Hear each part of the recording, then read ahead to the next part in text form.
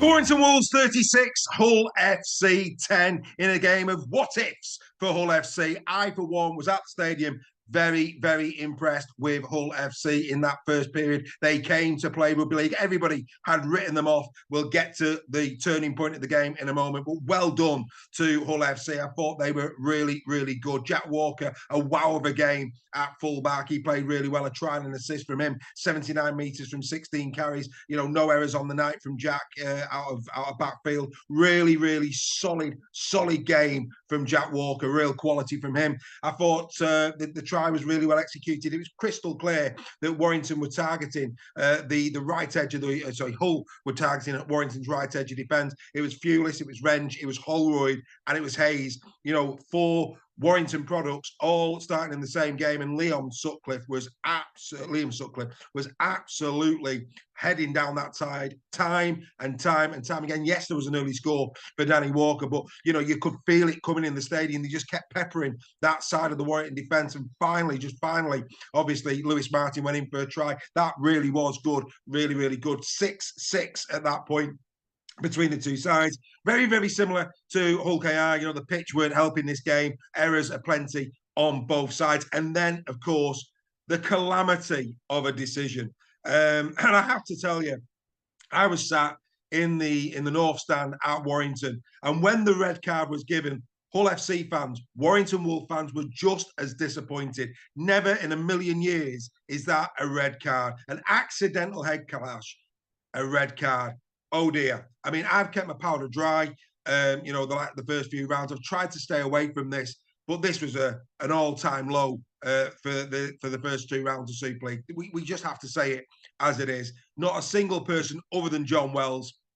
Well, there you go. I think he was unwell. You know, starts talking about bad rules. No, let's interpret these rules. That was not malicious. That was not intent. It was a head clash. Yes, there was a bit of blood, but let's not panic. Let's not panic when we see a bit of claret. At the end of the day, even Ben Curry himself came out and said he couldn't believe it when he'd gone down the tunnel, that a red card had been shown to New Brown. And of course, you know, it just spoiled the game. It was a right contest at that point. Yes, then Warrington take the 2 points to go in 8-6 at half time. And like I say, just completely and utterly spoiled the game. And we need to come away from this. Nobody's arguing. If there's a clothesline, if there's a direct hit with the head, if there's intent, if there's, you know, dare I say, like the Franklin Pelly one the week before, if there's intent, if it is what it is, yes, it's a red card. That is never a red card. It's not even a yellow card. All eyes on the disciplinary panel this week. What are they going to make of that? If that lad gets a ban, oh dearie me. And that's all I'm going to say. Common sense has to prevail. They have to overturn it. Hull have been punished enough with the sending off that turned the game. At that point, Hull FC were right in the arm wrestle. Their young charges came out and they really did give it a dig. I thought Liam Sutcliffe in centre, 126 metres from him in the game. Real quality down the left-hand side. They missed him last week, didn't he?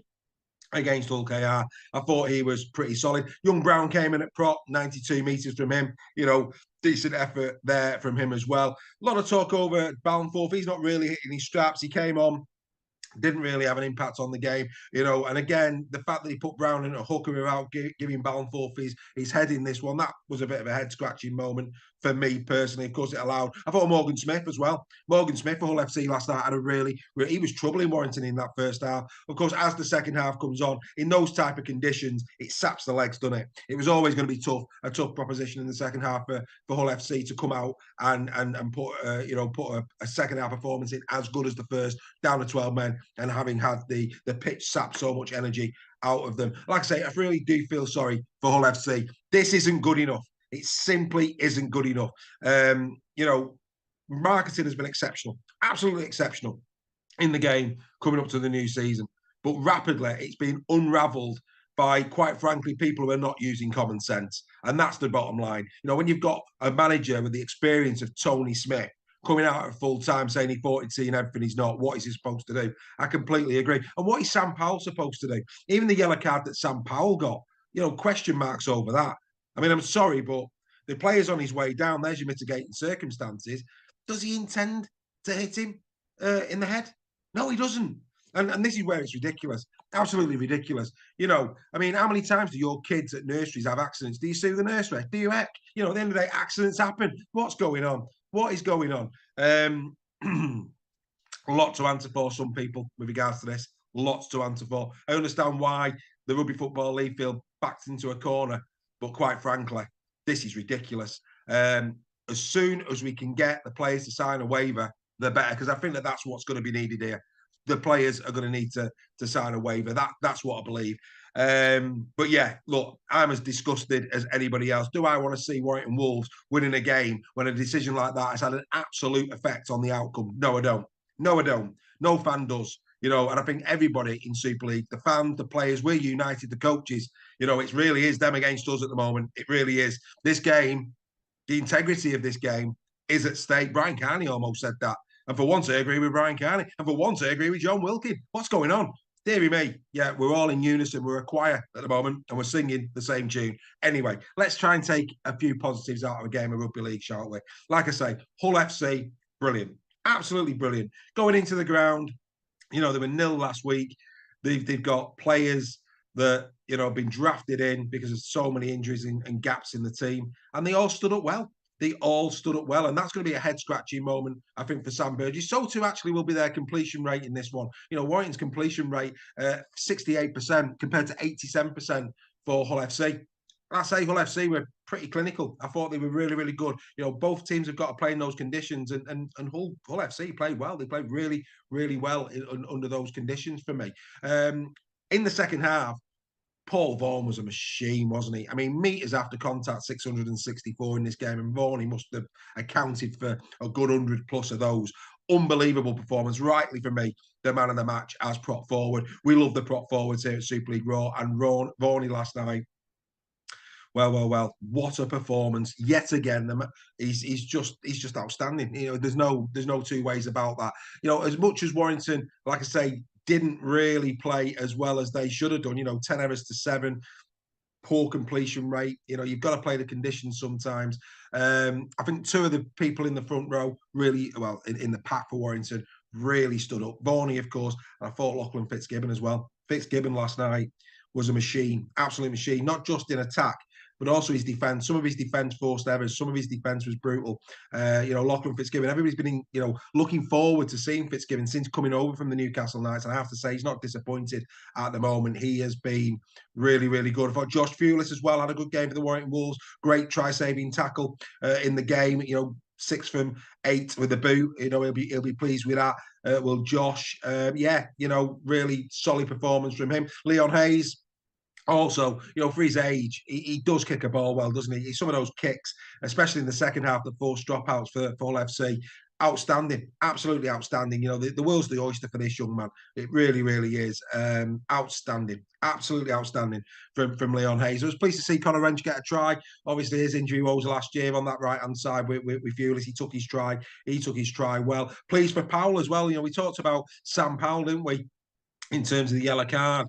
I thought it was unfortunate, but a good assist and a really well taken try. He enjoyed that on his home debut as well. Real solid stuff from Sam Powell. And he came on in the second half and he had a big difference. You could see from the stands Powell taking control of the ruck, taking control of the team, just taking those extra 5-10 seconds when a scrum had been awarded to Warrington to just calm the players down, get a bit of composure. That's what he's been brought into to do at the Warrington Wolves this year. And he did it really, really well in this game. It will be remembered for all the wrong reasons. It really will. It wasn't a great game. The pitch, the track didn't allow for that. You know, the sooner the tracks dry out, the better. We saw that at KR. We've seen it again at Warrington. I have to say, in the sheds for Catalan against London, that'll probably come tomorrow. But I thought the Wimbledon pitch looked superb last night in the Catalan game. I have to say, thought that was really, really good. So yeah, let's get some dry tracks. Let's get some more expansive rugby league. But yeah, I mean, you know, like I say, one for the purists. I said this for the KR game. It takes you back, doesn't it, to the 80s and 90s. That's what it does. Right, let's get into some points. As you know, we're going to be running our own player of the season this year, and no surprises, we agree with Sky. Paul Vaughan, second half performance alone, absolutely outstanding. That carry where he went about 20 metres just says everything that you need to know. Vaughan, 182 metres from 17 carries in this game. Really, really good. You know, he's just quality. A couple of offloads in there as well. Outstanding performance from Paul Vaughan. He gets 3. 2 for Lachlan Fitzgibbon. Again, an assist for Fitzgibbon, 123 metres from him from 10 carries, a couple of tackle busts in there as well for good measure. I thought Fitzgibbon was really good. And then it was a real toss-up. Who do we give it to? Do we give it to Sam Powell? Do we give it to Leon Hayes? And it has to be, for me, the young man, Leon Hayes. Leon Hayes gets 1 point. And I have to say, noting dispatches here to Jack Walker as well. I was very, very close to giving a point to Jack Walker, the fullback at Hull FC. But I thought the way Hayes really did, for his young years, control the game, some of those measured kicks, really put Hull FC under the cosh, and fully deserving for me of a 1 point. So it's a 3-2-1 this week for Warrington, 3 for Vaughan, 2 for Fitzgibbon, 1 for Leon Hayes. What do you think? What do you think? Do you agree with that? Would you have changed the point system on that? Let us know in the chat as always. We hope you're enjoying In the Shed. Available now on our YouTube channel if you missed the live stream, and it's also on our Facebook and Twitter pages. Is Game of the Week. That's already got out. We brought it out a lot earlier than expected. It was expected at 6 o'clock tonight. We've already put it out there. So if you haven't caught it yet, get over there. It's a great 37-minute preview of the game this evening, Wigan Warriors against the Penrith Panthers. You'll fully enjoy that. But yeah, there you go, the Halliwell Jones Stadium. When Warrington fans, are aggrieved about a red card given to the opposition, Rugby Football League, I think you need to start taking note.